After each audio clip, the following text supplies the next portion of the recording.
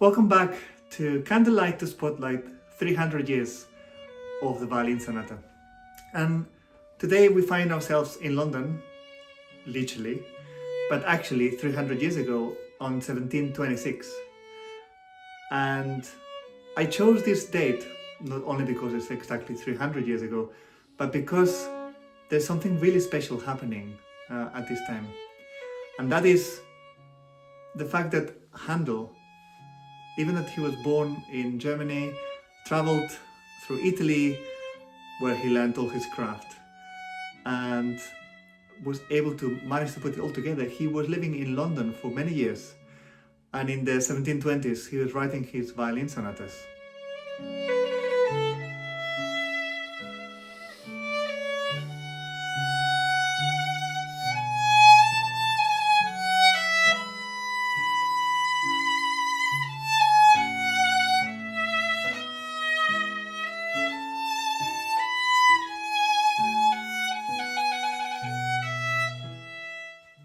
This particular sonata in A major by Handel is a great example of a marriage between different styles and different ways of writing. Handel, who had been trained both in Germany and also in Italy, was a great opera composer, and you can really hear the operatic singing voice in that first movement, while in the second movement you hear the intricacy of the virtuosic Italian style, at the same time as the counterpoint that comes from Germany. So really it's like a melting pot of all the different styles, all the different influences that he had over the years. And he manages to put it all in one beautiful sonata.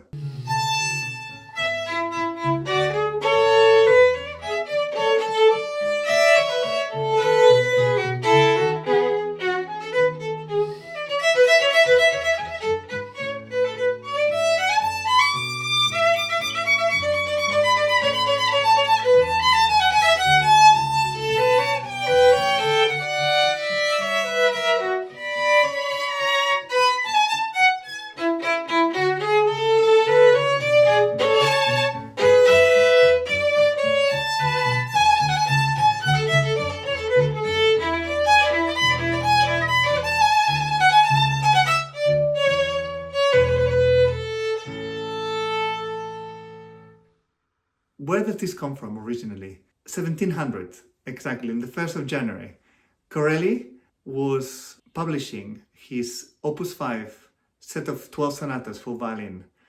And this would be probably one of the most influential moments at the end of the Baroque period, and really making this the golden era of the violin sonatas and violin concertos. Both Corelli and Vivaldi would be so famous and so popular across Europe that the music was published over and over and over, and many composers like Bach, Handel and Couperin would be getting that music and making their own based on this. This Handel sonata we just heard is an example of Corelli's music written in a different style, but keeping the structure and keeping the idiomatic violin sonata that we know today.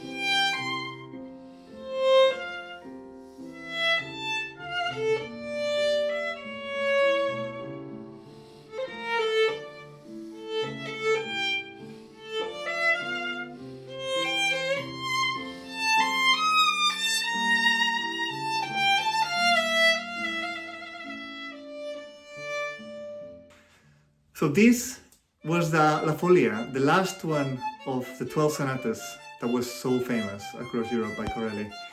And even though he died in 1713, his legacy would just continue to carry on, like we heard with Handel, and we would hear also with Bach, we would hear with Vivaldi, and even later on with Eccles, Veracini, and so many more, even Couperin, like we said earlier. And this La Folia, it's so relevant because even today we're still really learning from it. We're still making new folias, we're making new styles that come all the way from 300 years ago, Corelli's music and Handel's music and Bach's music. So this is a blueprint almost for what sonatas are going to become. And at the same time, it's really interesting because Corelli, Vivaldi, Veracini, all these Italian composers traveling through Europe, and their music also traveling through Europe, really made the difference in the way that everyone wrote. Even 50 years later, Mozart would find Italian music was super influential and really one of the most appreciated music at the time. Mozart would write also in Italian as well as German. He would try to break a little bit from it, but composers like Salieri were in the Vienna court. In London we had Handel, we said in the 1720s. We had other composers, Italian composers, who would be traveling through Europe, but also the influence on the music. That is the legacy.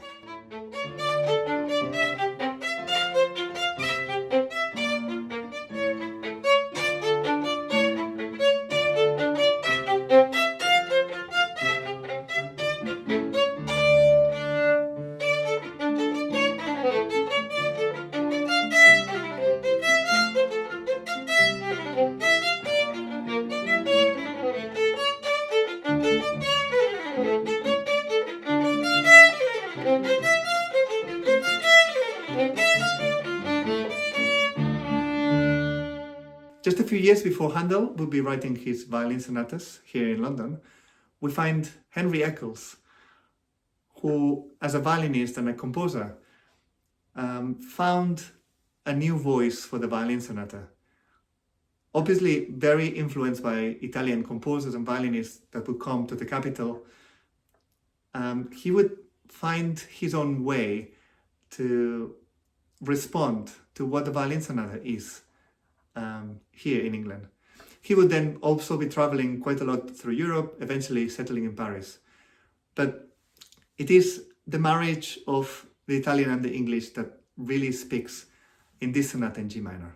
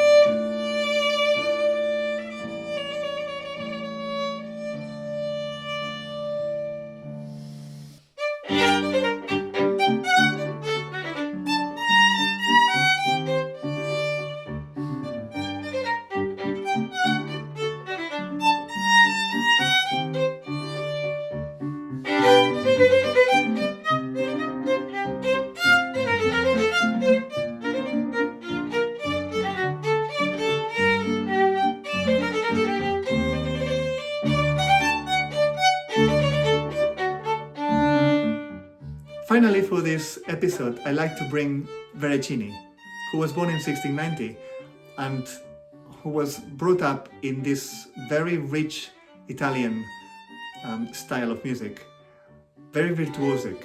He was so virtuosic that someone like Tartini, who wrote the famous Devil's Thrill, saw him when he was young and he decided to go back home and practice. Veracini would then influence people like Tartini, Viotti, and Viotti eventually would be the great teacher of Paganini. But it all starts here with Vivaldi with Veracini. And in his Op.2 sonatas, he finds a way to bring all of those virtuosic elements and kind of rewrite the sonata in a slightly more modern way and more virtuosic way than even Corelli and Vivaldi managed to do.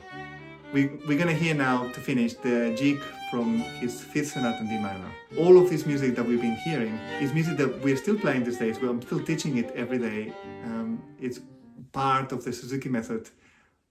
And I think it's crucial that we understand where it comes from, because we are still learning so much from it.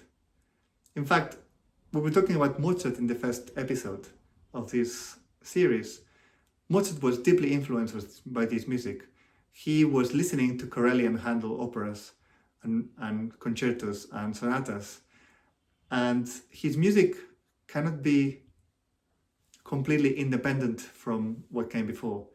This is something that was evolving from one composer to the other, from one style to the other. And it's really, really important that we start from the very beginning and we understand where this music comes from. So I hope you enjoyed this episode, and if so, please subscribe, because we're going to be a lot more coming in this year.